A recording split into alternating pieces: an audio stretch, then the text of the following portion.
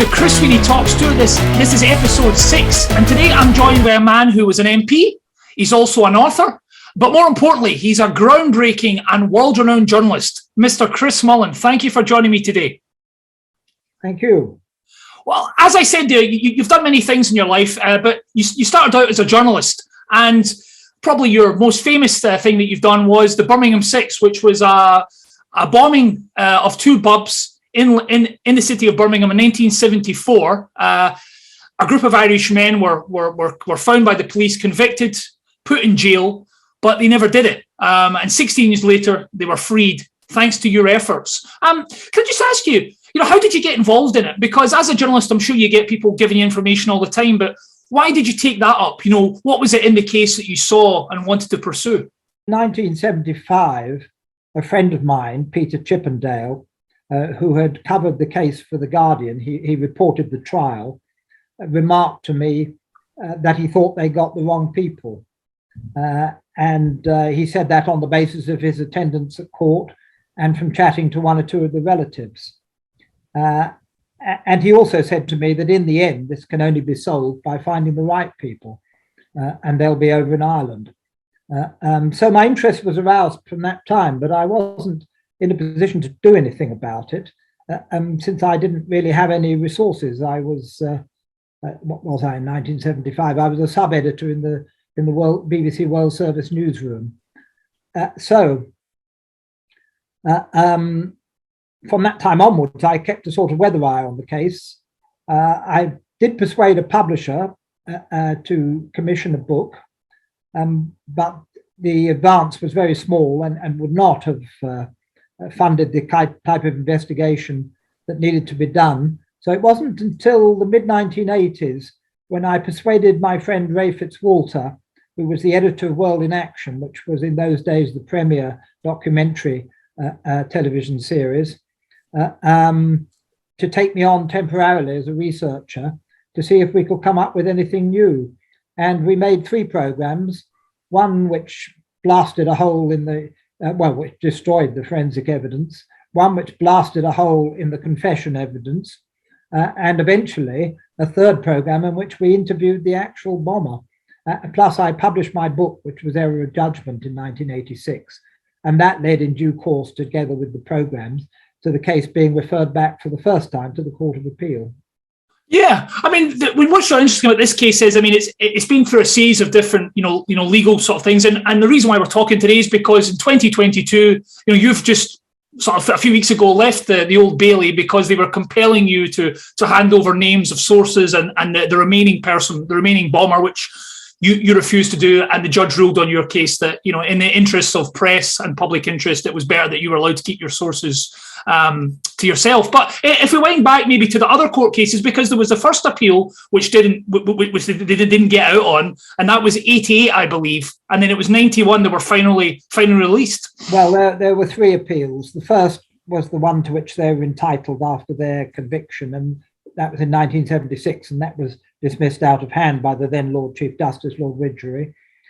After my book was published, Douglas Hurd, the Home Secretary, referred the case back to the Court of Appeal, and again it was presided over by the Lord Chief Justice, Lord Lane, and they chucked it out really out of hand as well. They were fairly contemptuous. You could see, I sat in court through much of the appeal, and you could see they just weren't buying it. And then the 3rd appeal was in 1991, following an investigation which had been prompted by my campaign and others, by the Devon and Cornwall police into the original case, and that had discovered that the police notebooks were forgeries, and since confession evidence was a large part of the case against them, that part of the case collapsed, and the forensic evidence had already collapsed, so there was nothing left. And so that's when they were freed in March 1991. And it was a very big event because these were the biggest murders in British history. And there were crowds lining the Old Bailey, television cameras from all over the world. However, that did not stop the police and also many members of the judiciary, including, I think, 2 Lord Chief Justices of my acquaintance, going around saying, oh, well, they really did it, but it's just that the case against them was a bit wonky. Yeah, I was born during this period, but I was a very small child, so I have no first-hand recollection of what happened. But I've obviously read up on it, I've followed it, and it's very, very interesting. But the thing I find so surprising is that you released your book in 1986, which, like you say, makes just basically sort of reveals so much was wrong, and these convictions are on shaky ground. But they get an appeal after that, and it gets turned down, and it's the appeal after the one after your book, and they get out. I mean, it seems incredible that it took 2 appeals after your book had been published and on sale in bookstores before they got out. It just seems like, what was going on?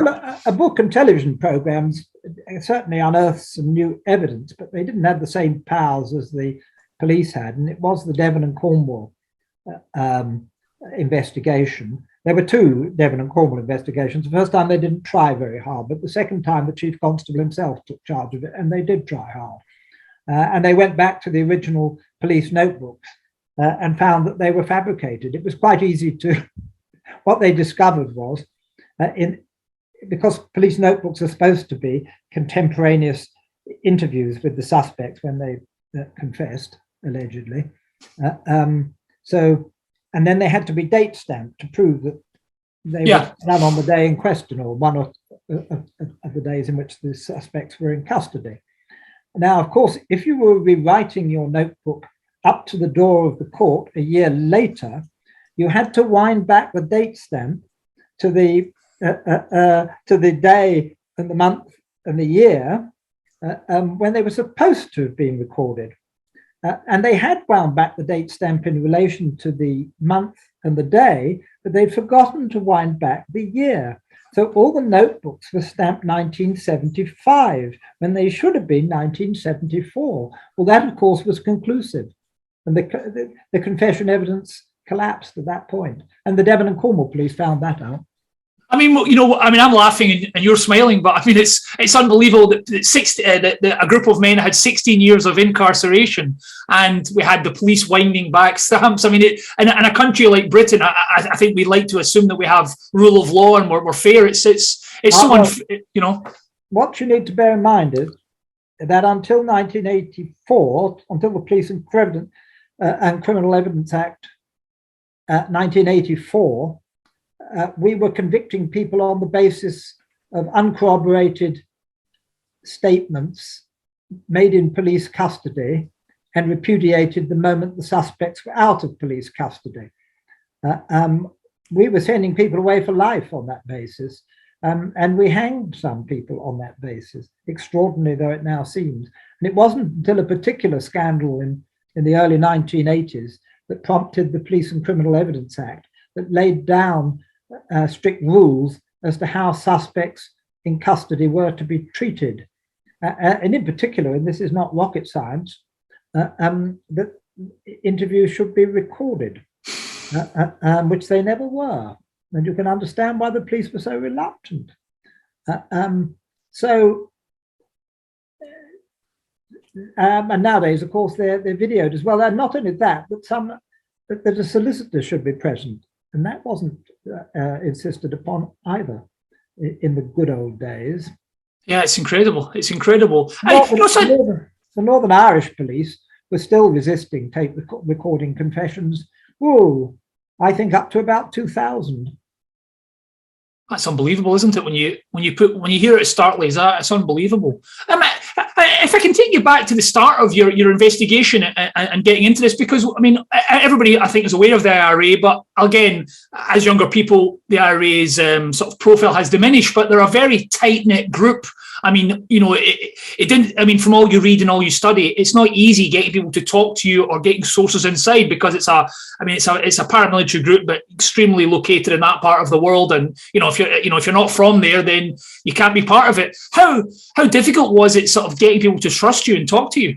Well, I was a member of Parliament by this time, and no, that's not true. I wasn't. No, in 1985, when I started this, I wasn't a member of Parliament, but I got a member of Parliament, or several members of Parliament who were friends of mine and who had good connections with Sinn Féin, to write a letter to Gerry Adams saying that he should grant me an audience, which he did.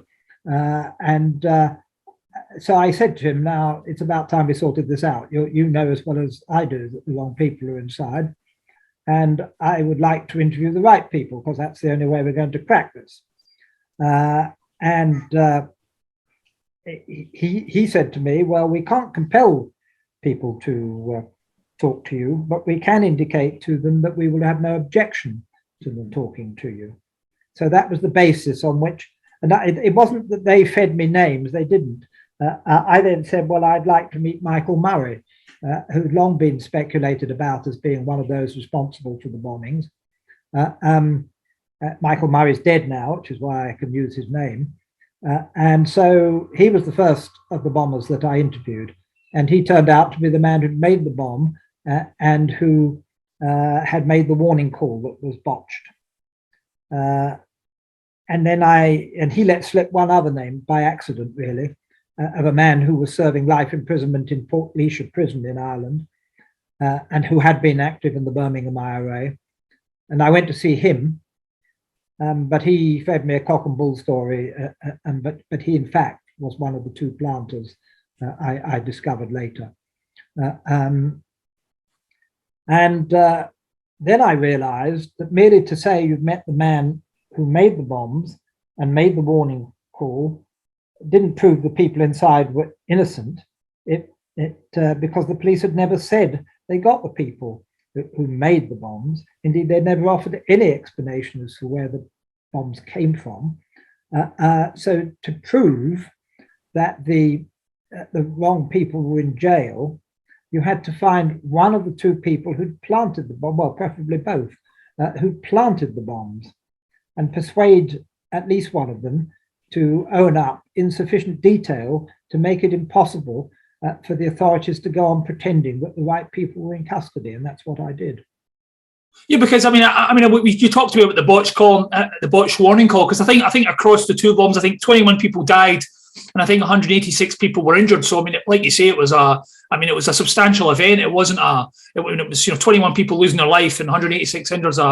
A big deal. Can I ask you, when you go to meet people, say for in prison, or you go to meet people for meetings, how did you, I don't want to say cover your tracks, but how did you know maybe the police weren't looking at you, or they might look at the visitor's log and then say, well, he went to see that guy on Tuesday at 5 p.m, so he must be related. How did you give them confidence that maybe you weren't leading the authorities along behind you? Well, the ones who were in prison were the easiest to track down, needless to say. And they could not have carried out the bombings because they were in prison at the time of the bombings. Right, okay. So they had nothing particularly to lose. And many of them didn't actually know who had carried out the bombings. One or two, I suspect, did. But what they did know was which of their colleagues was still at liberty on the night of the bombings, because the Birmingham IRA was quite a tight-knit group. And so gradually, I put together a short list of possible candidates for the pub bombings. And then I worked my way around them one by one. And when I had the same name for possible for the planter from three different sources, I moved in on him. And he wasn't minded to tell me the truth at the time. He started telling me that he'd known something big was coming off that night, and he'd stayed at home and kept his head down. But he was in quite an emotional state because, of course, it is quite a large secret to have harbored all these years. And I don't think he told anybody, not even his wife. So after he told me what he wanted to tell me, I just said to him very quietly, I think you were in the pubs. And then it all came tumbling out. He was the junior partner. The older man had called on him that night and said, you're wanted for a job. And he didn't know what the targets were, he says, until he got very close to the pubs. And he said, he started arguing with the man about all the people who were in the pubs. And the other man said, don't worry, there'll be plenty of warning and all those people will be out of there. And he said this argument was going on really more or less up to the door of the pubs. But of course, the warning call was botched and the people were not out of there. And that's what happened. So anyway, I had all this. And it was at that point I published my book. And in terms of, coming across people, you say closing in on them and things like that. And I mean, I know these people are, some people may say they had a political point, they were fighting a political cause, so maybe they're not animals. But I mean, obviously they're fairly aggressive people. They're doing things that are, quite harrowing. Were you ever worried about your own safety? Because, you're going in as a journalist sort of on the level, but sometimes they probably don't want to talk to you or don't want to tell you things. Were you ever worried that you may get aggressive or it may go against you? I don't think anybody was aggressive, as far as I remember. It was much easier to get the former members of the IRA to talk to me than it was to get ex-West Midlands police officers. There were some who didn't wish to talk to me. And of course, you're right. When you're 3 floors up in a council estate at the wrong end of Dublin, and all you can see around you is concrete, and you're there with your middle-class English voice, you ring the doorbell and say, I've come to talk to you about your role in the Birmingham pub bombs. You can't always be sure of the reception you're going to receive. And that's true. But as I say, even those who didn't want to talk to me never threatened me. I always arrived unannounced on their doorsteps. I didn't give advance notice or make appointments. Amazing. And in terms of then, bringing it out and, the police obviously realising what you had, did the authorities engage with you at all? Because obviously, as your book came out and, they started to see TV shows and people obviously realised you had this information, what was the level of engagement? Was anyone interested from the authorities in getting the truth, or were they trying to sort of push you away? No, the authorities weren't all that interested. The West Midlands police weren't all that interested because their position was that this was a fine investigation and the right people were inside. And that remained their position even after the Court of Appeal quashed the convictions.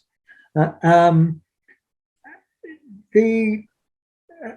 Home Office was slightly more, because in 1986, when the book was published, I had a lot of friends in Parliament, and some of them organised a little debate in the early hours of the morning, and I provided them with a speech. And at the end of it, the Home Office Minister, who was David Mellor, came up to me and he said, I think you'd better come in for a talk. So I popped into the Home Office to see him.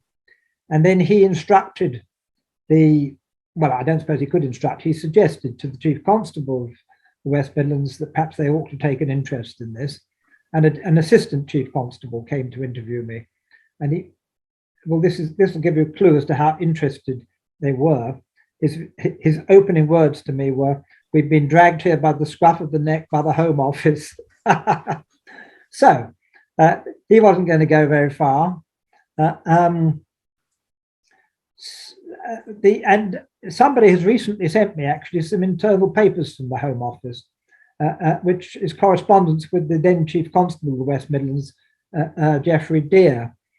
And Geoffrey Deere, and indeed the Home Office official, expressed doubts about my credibility, and Deere appears to imply that I'm really working with the IRA and have ulterior motives. I sent them to a Times journalist recently, and he rang up Geoffrey, now Lord Deere, to ask if his position had changed at all. Because Deere at one point held a big press conference which waved my book around, saying that the campaigners are working with the IRA, and he was in total denial. And he did. I thought he'd refused to talk, but he didn't. Not quite. He provided the journalist with a one-line statement, in which he said, the gist of which was that, yes, it's true, we didn't take Chris Mullin seriously. He was right and we were wrong. There's no sort of, not too much penitence, but anyway, we must be thankful for what we can get. Yeah, absolutely. And in terms of then, the people that were involved, not the people involved, the people that were put in jail for it, were they completely just Irish? Was that their only link to any of this? Were they just totally had nothing to do with anything? No, there was circumstantial evidence. They'd caught the only train going to Ireland that night from New Street Station, which was next door to one of the pubs, and left shortly before the explosions, I think. And they were meeting the boat train at Heysham, the port of Heysham in Lancashire, and that's where 5 of them were arrested. and the sixth one was arrested at home. He wasn't with them. They were Birmingham Irish. One or two of them, they came from, drank in pubs and clubs where some of the wrong people drank. Two of them actually worked for an engineering firm that Michael Murray worked for. He was a crane driver, so they knew him. So you could argue the circumstantial evidence works both ways, because if you had just planted a bomb in the pub next door to the railway station, would you walk the 50 yards to the station and get on the only train going to Ireland that night? No, I think not. You would have gone home, as indeed the real bombers did. Yeah. I was just going to ask you about, sort of bringing it up to date. So, like you say, you've just been in court where the Westminster Police, under the terrorism attack, terrorism act, are still wanting you to release the name of one bomber, because I think there was 4 bombers and we know 3 of them. Is that correct? And there's one that we don't know, that only you know the identity of. There were 4 people were directly involved. 2 who made the bombs and 2 who planted the bombs. Mm-hmm. Of the 4, 2 are dead. And I have no compunction about revealing my notes of the interviews with them. As I say, one of them didn't cooperate anyway. Of the remaining 2, one is alive and well and living in Dublin. I don't have any information. I interviewed him, but he didn't tell me the truth. He owned up to his role in the Birmingham IRA, but he didn't tell me what his role in the bombings was. So I have nothing. But he outed himself, is that correct? I mean, he said in public that he was part of it, hasn't he? He's admitted that. Yeah, he has given a remarkable interview. Doesn't quite say that, but he said that he has admitted, or claimed, I should say, there was a 3rd bomb that night in Hagley Road in Birmingham, away from the centre, and that was planted by 3 different people. And he has admitted, or rather alleged, that he defused that bomb. It didn't explode. Now, I don't know whether he did or not, but that does kind of indicate that you were out and about on the night in question. That puts you in a very small club, but it's not enough, short of a confession, to do you for the big one. He went on to become the deputy head of the England department of the IRA in Dublin, and in that capacity he would have had a role in the logistical preparations for a lot of mainland British bombings, actually. And the other one is the so-called young planter who's still alive. And in terms of, having your own, obviously you know his name, and obviously you're not going to tell me, of course not. I mean, that's ridiculous. That's the whole point of you were going to the court to maintain the integrity of the press and journalistic freedom. Did the police look through your computers? I mean, I just worry at today's day and age, we write stuff down, we put it on our phone, we write it on a computer. How did you keep it out of all of that thing? Because I guess people can look through your digital stuff or look through your files. How do you know you didn't have any written anywhere or kept anywhere? I'd be so worried about that. Well, this was 1985, and I, in any case, was rather late to the world of computers and mobile phones and all the rest of it. So they were of no relevance. The police were after my notebooks, yes. I had got rid of all the notebooks 7 or 8 years ago when we moved house. But I did photocopy the manuscript note of my interview with the young planter because I realized its significance. And that was something they were after. I did, in fact, provide them with a redacted copy of it, one which I'd crossed out some things that might have identified him, or eliminated some things that might have been. They wanted the unredacted copy, of course, but it nowhere contained his name, nowhere. And they wanted also an interview with another individual who pointed me in the direction of the young planter. And again, I have nothing from him that contains the name of the guy. Do you have to be careful today? I mean, because I'm assuming this guy obviously is, aware of the case you've just been in, because obviously it's his identity. You've been in the High Court. It was all over the media. Do you have to worry about telephoning him or dropping an email? Because again, we've got all this surveillance thing. I have no contact with him. I last met him in 1991. I see. Right. We're not friends or anything. No, I just wondered because nowadays everything can be traced. You just wonder if you make the wrong, dream of contacting him, and he didn't dream of contacting me. I think it's fair to say. And can I ask you? It's a slightly macabre dimension in this question, but you talked about how that the other two gentlemen that you spoke to have now passed away, so you had no problem mentioning them. When this gentleman was to pass away, or yourself to pass away, have you left instructions that your notes can be given over and publicised, or is that not something you would do? No, I haven't left any such instructions. He's younger than me, so he may outlive me. If I heard that he had passed away and I could confirm it, then I would disclose his identity too. I see. I don't have compunction about that. I'm not in the business of protecting people who plant bombs in public places, but I did give assurances as a professional journalist that I wouldn't reveal the identity of the people in their lifetime, the people who cooperated with me, and I haven't done. Yeah, because I mean that's something I wanted to ask you about, because you do end up in this interesting sort of lacuna where you are exposing one injustice, but you're protecting someone who committed another injustice. Is that a hard balance to find as a journalist and as a person? No, it's quite a simple balance, because it's easy to argue what I did was overwhelmingly in the public interest. That is to say, it led to the overturning of one of the biggest miscarriages of justice in British legal history. It led to the winding up of the notorious West Midlands Serious Crime Squad, which led to the collapse of another somewhere between 30 and 60 cases that were based on confessions that they'd been extracting over the years. And it led to the setting up of a royal commission, which set up the Criminal Cases Review Commission, which to which alleged miscarriages of justice can be referred, and that has since quashed another 500 convictions. So it's quite easy to argue that what I did was overwhelmingly in the public interest. And what's more, it has led to a sea change in the attitude of courts and judges to evidence of police.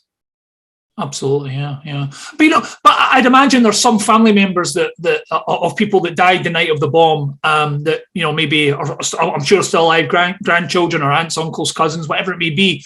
Do they sort of ever get in touch and say, "Come on, I want justice for my father or my grandfather or my aunt or something"? Well, there is a very vociferous campaign led by the relatives of some of those who died, and I understand where they're coming from. I really do. And if I was in their position, I'd want to know the truth too. But they've been quite abusive over the years, and I don't respond to abuse. I would otherwise happily have a dialogue with them, but I can't expect them to understand the journalist ethic that says one shouldn't disclose one's sources. Fellow journalists will understand it, because nobody would talk to you. If I'd have gone around in the mid-1980s saying, I can't guarantee that I won't pass all this over to the police in due course, nobody would have talked to me. Nobody. So I don't have any difficulty justifying it, but I do understand that possibly the public at large, who will be very sympathetic to, as I am indeed, to the relatives of the victims, will not understand, and I accept that.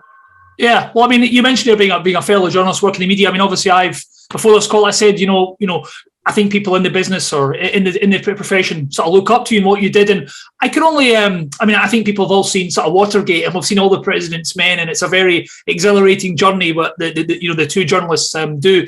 During this, was it exhilarating for you, sort of uncovering this and bringing out the truth? Was that something you quite enjoyed, or was it a slog? Because it must have been a lot of hard work as well. It was a great deal of a slog, especially when we weren't getting anywhere in the early stages. Yes, but yes, when I actually did get the admissions that I got, I realised they would be significant. And the big day, of course, was the day that the Birmingham Six were released. which was a very big day. It was a huge international event, really. So yes, that was very satisfactory. And now, many years later, to be honest, I'm getting a little tired of talking about it. You're the second one today. Yeah, well, I was going to say, I mean, the fact that, I mean, you know, and I alluded to there that you were in court recently, 2022, because they still wanted this final name. Did it surprise you that the West Midlands Police are still sort of trying to get information out of you and bother you, and sort of now we're so many years after it happened? I mean, should they not just move on? Well, now, in fairness to the West Midlands Police, the present generation of West Midlands policemen are not implicated in the sins of their previous. Of course, yes. And they have carried out what looks to me, albeit 50 years after the event, a serious and professional inquiry. So I understand where they're coming from. They too get a certain amount of flack from this very vociferous campaign led by, in particular, one family of relatives and friends of the deceased. And the Chief Constable has been regularly denounced, as indeed I have. And I rather suspect that the Chief Constable, one of the aims of this action was not that they believed necessarily that if they got their hands on my notes, it would solve the mystery. But they wanted to get the campaign off his back and onto mine. Yeah, so deflect that away a little bit. That. I don't know that that's the case. I suspect it might be. And I mean, if this had gone the other way, you know, and the judges said, okay, Chris, look, we want you to hand over the name. If you don't do it, you know, you're going to jail for 5 years. Would you have done that? You know, would you have went to jail and, you know, been incarcerated yourself to protect your source? I know it's hard to say hypothetically, but do you think you would have maintained that integrity? Yes, I don't think it would have come to that. Though, if it had gone all the way, we'd have appealed, of course. And if it had gone all the way and they'd ruled against me ultimately, I would be in contempt of court, and which I would have, and I still wouldn't have disclosed the material they were after.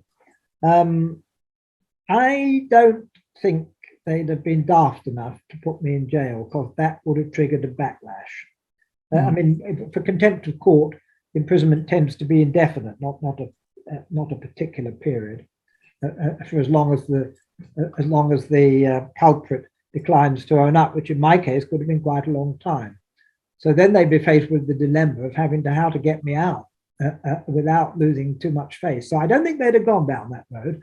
But it's perfectly possible that I could have been faced with a series of escalating fines, and I would have tried to raise money through crowdsourcing, if possible. I mean, it might not have been possible, but I would have had to have a whip round, I think, to try and deal with that.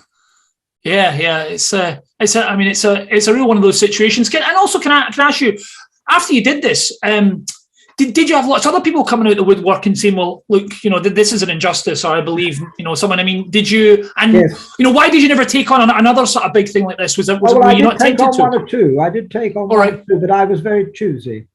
I was overwhelmed with letters from people claiming, in some cases not entirely credibly, that they were the victims of miscarriages of justice, including one from a man who chopped up one of my neighbours.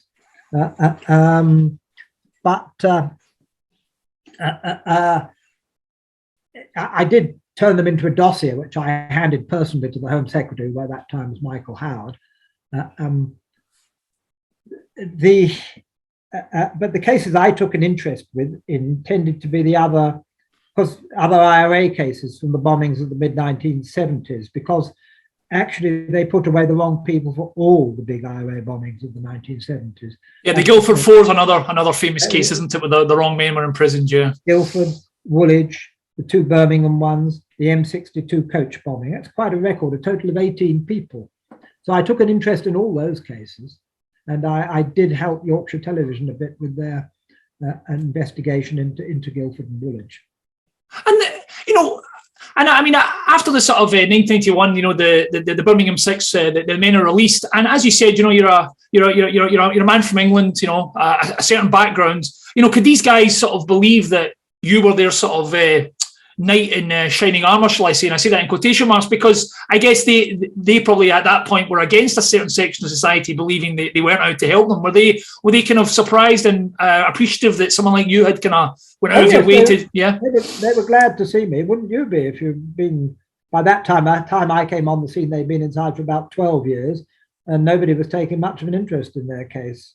I'd be surprised. I'd be surprised it was someone like yourself, maybe that had been involved in politics. Came from there's this stereotype of, I'd imagine that must have hardened on them because they suffered such injustice at the hands of the establishment. Well, no, they were actually very reasonable, easy to deal with. I had a letter only today from Hughie Callaghan, who's 92 now, is one of the six. No, I got on well enough with all of them, actually. Brilliant. And my final thing to ask you, Chris, was, today journalism is in a different state. I mean, we see newspapers don't sell, there's online, revenues, budgets are all down. Do you think, and even you said in your time it was difficult raising the money and getting the support. I mean, does it dismay you now that in today's day and age, maybe the type of leeway and resource you had would not be available to journalists? Well, I didn't have many resources. I was a humble freelance journalist. There was no big organisation behind me until I got taken on temporarily by World in Action. And but World in Action were not initially interested in the whodunit aspects of the case. Their first program, as I say, was about the forensic evidence. The second program was about the interrogations, and I actually. Under my own steam, went about tracking down and later Granada took an interest, World in Action took an interest in that. Indeed, they made a drama documentary in which I was played by John Hurt. So they did very well out of it, but I mean, they took a brave decision in the first place because it, A, wasn't a popular cause, and B, it was very hard to see what new evidence you could disinter so long after the event. And do you think it would be easier now with social media, with digital things, or do you think it was better then because you could be more remote, you could go meet people quietly and it was all written down and there wasn't this digital footprint? Do you think nowadays it's harder to do what you did?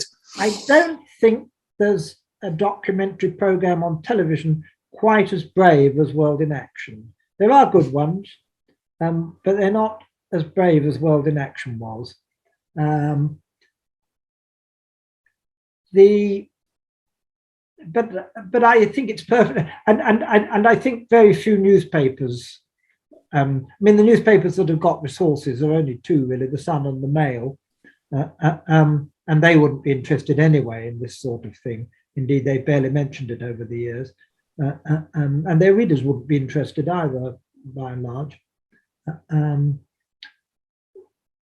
So no, I don't think you get resources from newspapers. The Guardian's carried out some very good investigations over the years, but it's now slipped into identity politics.